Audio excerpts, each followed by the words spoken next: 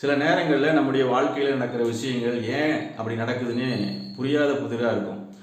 நம்ம கர்த்தருக்கென்று நம்ம வைராக்கியமாக இருப்போம், தேவனுக்காக நம்முடைய வாழ்க்கையை அர்ப்பணித்திருப்போம், கர்த்தருக்கு பிரியமாக நடக்க வேண்டும் என்று பிரயாசப்படுவோம், ஊழியத்தில் கூட நம்ம இருப்போம்.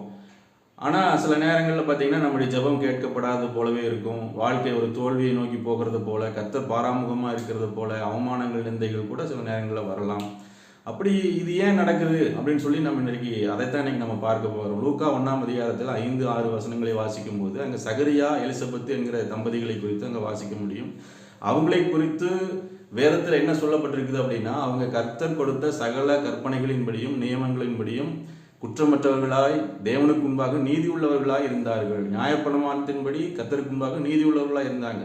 ஆனால் அடுத்த வசனம் சொல்லுது, எலிசபெத்து மலடியாக இருந்தாள், அவளுக்கு பிள்ளை இல்லை. சகரியாவும் எலிசபெத்தும் கர்த்தருக்கு ஊழியம் செய்கிற ஒரு குடும்பம். ஆனால் அவங்க குடும்பத்தில் அதுக்கு அடுத்த ஊழியத்தை செய்கிறதுக்கு வாரிசு இல்லை.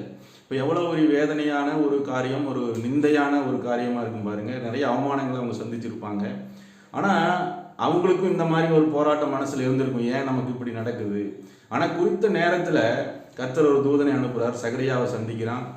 சகரியாட்ட சொல்கிறான், உங்களுடைய ஜெபம் கேட்கப்பட்டது, உங்களுக்கு ஒரு மகன் பிறப்பான், அவன் கர்த்தருக்கு வழியை ஆயத்தப்படுத்துகிறவனா இருப்பான்னு தீர்க்க தரிசன காரியங்களை இங்கே சொல்லுகிறார். இப்போ பாருங்க, அந்த சகரியா எலிசபெத்தின் நாட்களில் அநேக தம்பதிகள் இருந்திருப்பாங்க. ஆனால் இவங்களை தான் கர்த்தர் தெரிந்து கொண்டார். அதனால இவங்க வாழ்க்கையில் அந்த காலதாமதங்கள் உண்டானது.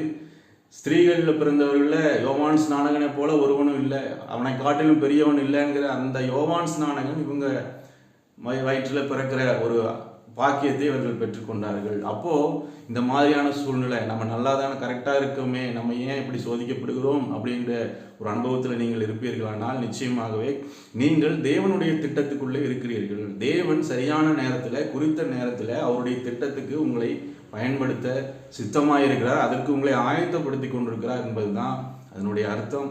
அதனால் நம்ம எல்லா நேரத்திலும் பொறுமையாக இருந்து கர்த்தருக்கு பிரியமாகவே தொடர்ந்து நாம் இருப்போமானால் நிச்சயமாகவே காலம் நிறைவேறுகிற பொழுது குறித்த நேரத்தில், தேவன் குறித்த நேரத்தில் நிச்சயமாக நம்முடைய வாழ்க்கையில் அவருடைய திட்டம் நம்முடைய வாழ்க்கையில் நிறைவேறும். நம்மை ஆண்டவர் பயன்படுத்துவார்.